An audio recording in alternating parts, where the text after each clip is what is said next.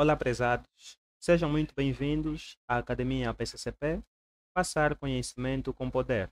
Quem fala para vocês é um dos membros da Academia PCCP, Tomás Marvão Gaspar.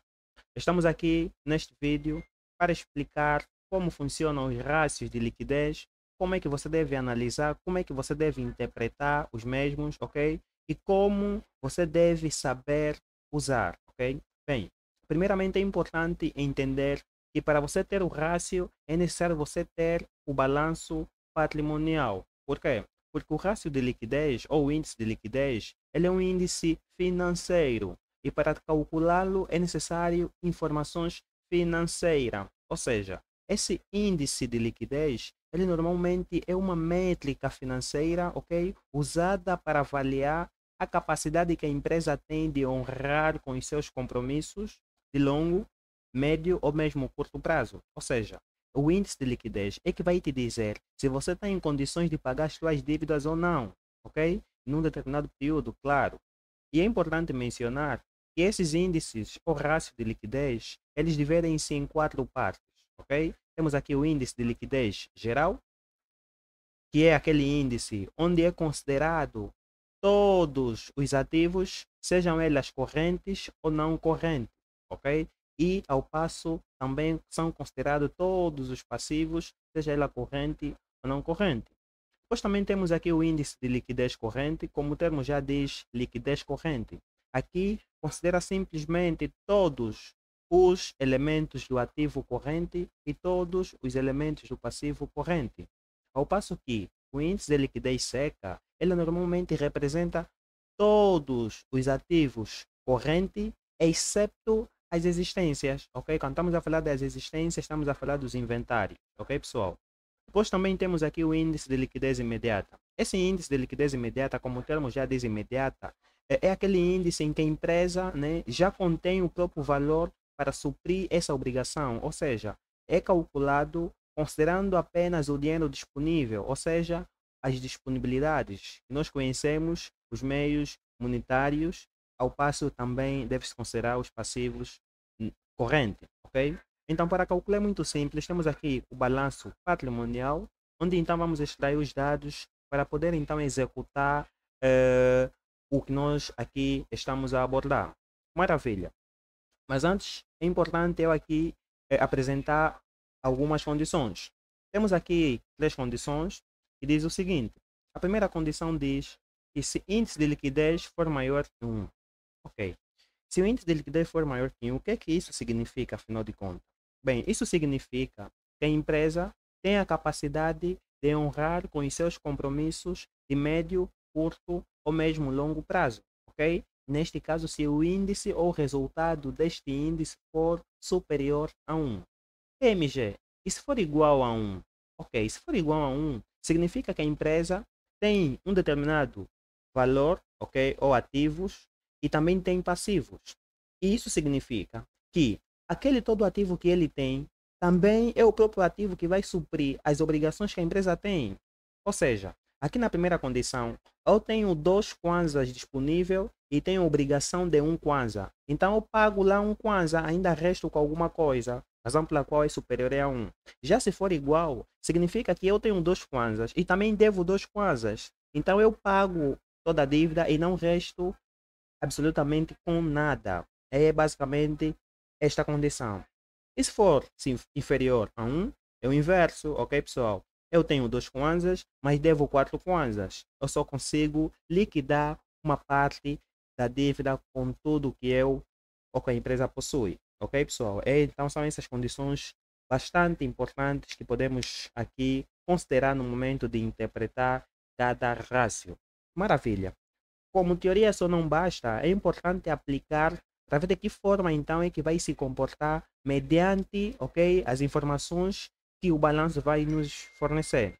Temos aqui então o balanço, ok? A primeira fórmula aqui que nós vamos aqui evidenciar é do índice de liquidez geral. Temos aqui já tudo calculado para facilitar o processo, ok? Maravilha. Eu aqui facilitei já todo o processo.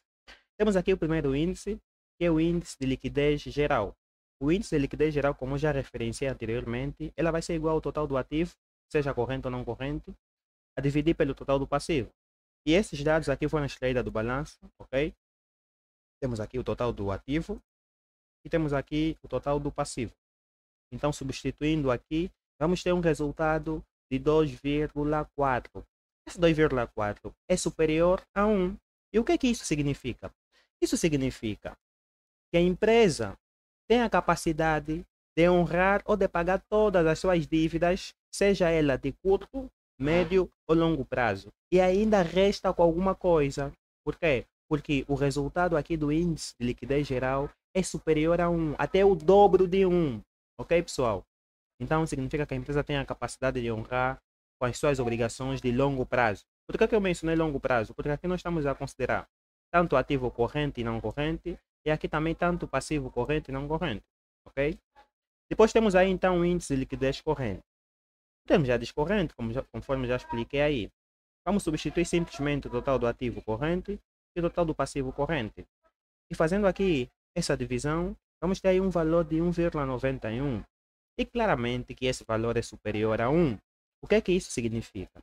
Isso significa que a empresa, por si só, tem a capacidade de honrar com os seus compromissos, ok, de curto prazo. Ok? Quer dizer, no geral, é de curto, médio e longo prazo. Ao passo que no corrente é simplesmente do curto prazo. Por quê? Porque os ativos e os passivos correntes normalmente são de curto prazo. Ok? Depois temos então aqui o índice de liquidez seca. O índice de liquidez seca é igual ao total do ativo corrente, excluindo as existências. Conforme eu mencionei neste balanço, não vamos encontrar a palavra existência, vamos encontrar a palavra inventário, ok? É a mesma coisa, ok? As rubricas são as mesmas. Maravilha. Depois fazendo então aqui esses cálculos, vamos obter um valor de 1,80 e que também é maior que 1. E o que é que isso significa, Tomás? A mesma coisa, mas só que aqui tem um elemento que que devemos também considerar no momento em que vamos interpretar esse índice. Nós podemos dizer que a empresa tem a capacidade de honrar com os seus compromissos de curto prazo sem considerar a existência. Ou seja, eu colocando as minhas existências de lado, ainda assim consigo honrar com o meu compromisso e ainda resto com alguma coisa. Ok, pessoal? Por isso que ele aqui evidencia que é superior a 1. E depois temos aqui o índice de liquidez imediata, que é igual à disponibilidade a dividir pelo total do passivo corrente.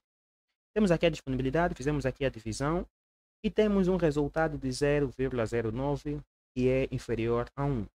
Se é inferior a 1, isso significa que a empresa não consegue pagar ou não consegue honrar com os seus compromissos de curto prazo, ou seja, não tem disponibilidade suficiente para honrar com os seus compromissos ou com as suas obrigações, ok? Por isso que ele aqui diz que é menor que 1, ok, pessoal? Ou seja, só com a disponibilidade a empresa não consegue. Ao passo que na seca, ela consegue sem considerar a existência. E na corrente, considerando todo o ativo corrente, ela consegue também honrar. E na geral também, mas na imediata, não. Ok, pessoal? Então, essa é a visão que nós devemos ter quanto aos índices de liquidez, ok?